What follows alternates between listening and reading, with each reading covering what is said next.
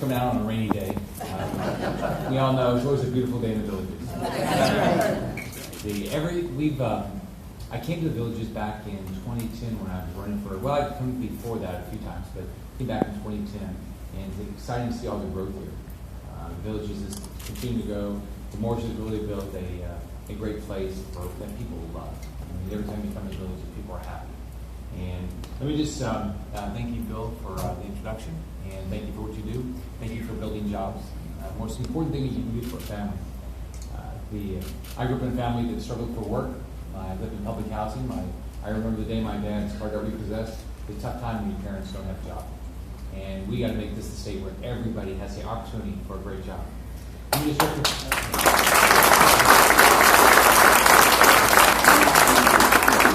me just recognize a couple of people. First, I want to recognize my wife, Anne.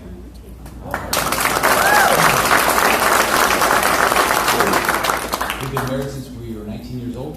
We have 2 daughters, and we have 4 very energetic grandsons. The 4-year-old told me I've had too many haircuts. That's the reason why I'm bald. Over Christmas, we had to spend our time trying to find sea monsters because he's watched the video 200 times, and he's an expert on sea monsters. So we are blessed. And we are blessed to live in this wonderful country. And this is the absolute best state to live in. I also want to recognize your Lieutenant Governor, Carlos Lopez Cantera.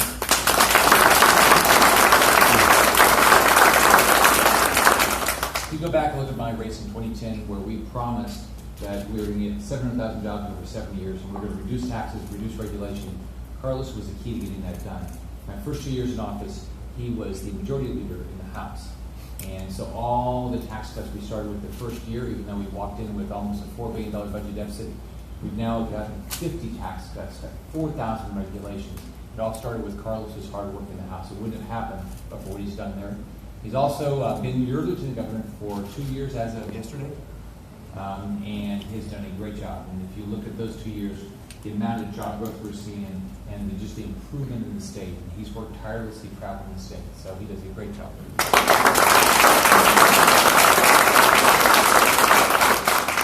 He lives in a great county too. If you go and look around the state, I've done this job for 5 years, and you look at where the growth is going to be. It's really if you elect really good local individuals. If you don't, you're going to have problems. If you elect really good local individuals, and if you have a good economic development team locally, you're going to see growth. The state can only do so much. We're doing the right things. We're cutting taxes, reducing regulations, streamlining the permitting process. But if the local community is not engaged, it's not going to happen. So it's exciting to be here because there's always something happens here. There's always growth. I guess it's the Lake Deaton Plaza. There's going to be more jobs. You're going to have the second Publix, and then in the last 3 years, the 7th, I guess, in the villages. But most important to me is 300 more people get a job.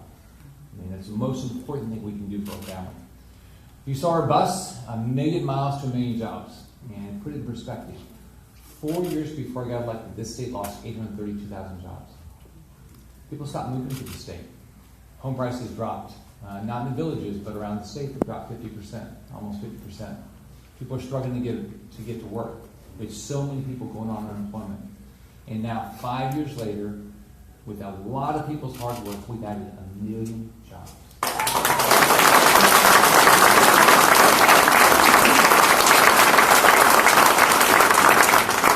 Now, families from Texas, I'll give you a story about Texas. Governor Perry was governor when I got elected, and I sat down with him. I met him but didn't know him well. I said, my job is to kick your rear. He laughed. Now, put it in perspective, the 4 years before I got elected, Florida lost 832,000 jobs. In the recession, Texas added 200,000 jobs. So he didn't think there was much of a chance. So he was happy to do television with me and forums, and he always bragged about it, and I always say, we're going to beat you. Well, for 8 months in a row, the third Friday of every month, I call him.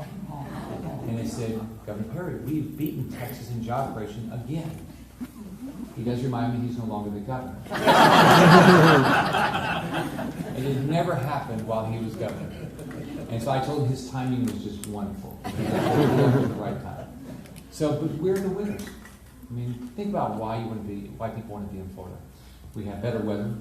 like this, or whether this should be like the Truman Show. No, it should only happen at night. And the rain. But we have better weather, we have lower taxes, we have less regulation, we have wonderful people, great universities, great staff, great colleges. It's just a wonderful, and it's a melting pot. The state's a melting pot. I was up in New York City 2 months ago talking to some of the financial services firms, and we're talking about getting more jobs here. And they said, if they have something similar in another state and the individual has a choice where to go, they always pick Florida. You always feel at home in Florida. We are the most welcoming state in the country. We love people moving here. We love all our tourists. We love people from all over the country to move here. And all over the world move here. We don't have the numbers for 2015 yet, but we'll have 103 to 105 million tourists this state. We're already bigger than New York. We have about 20.3 million people. We have 1,000 people a day moving here. Not all to the villages, but it sure seems like there's a lot of people moving here, and there's a lot of homes being sold, and there's a lot of construction here. But if you think about, if it wasn't for great companies, like what Bill's doing, what Publix is doing, what the villages overall doing, we wouldn't see the million jobs. We wouldn't see the fact we have 300,000 job openings in the state. 300,000. That's the highest in the history of the state. Our unemployment has dropped. When I got elected, it was 2.7%. It's now down to 5%. And our labor force is growing.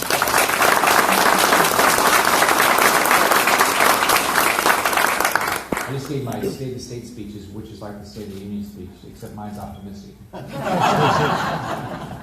So, and what I talked about is, if you think about it, if you want to help, and we all want to help our neighbors, right? If you want to help the weakest, the poorest, the most disadvantaged, the most important thing we can do for them is give them a job.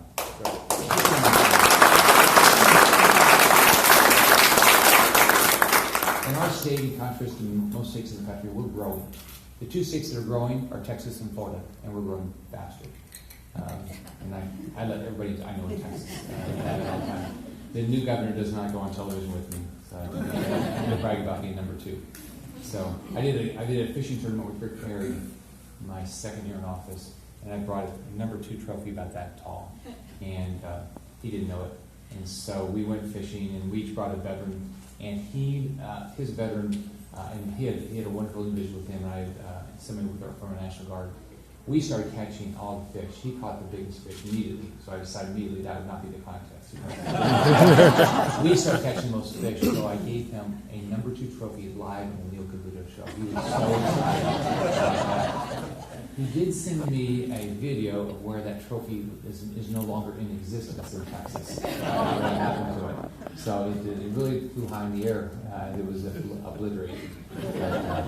But we're on a roll now. We've got to continue to do this. If we want the companies in our state to grow, we've got to create an environment where they can do better here than anyplace else. We've cut taxes 50 times. We have plenty of money in our state budget. We don't need more of your state your revenues. We've gone from my first year in office, $3.6 billion budget deficit. This year we have $3.4 billion more projected revenues than recurring expenses. So we don't need more revenues. And so what I want to do is cut another $1 billion in taxes. We did $427 million last year, $500 million the year before. And think about it. If we keep cutting taxes, what's going to happen? More people are going to build their businesses here. None of you have ever gone to a business and said, you know what, I heard you're in a high tax area, and so I think I'll pay a little bit more. You ever done that? No.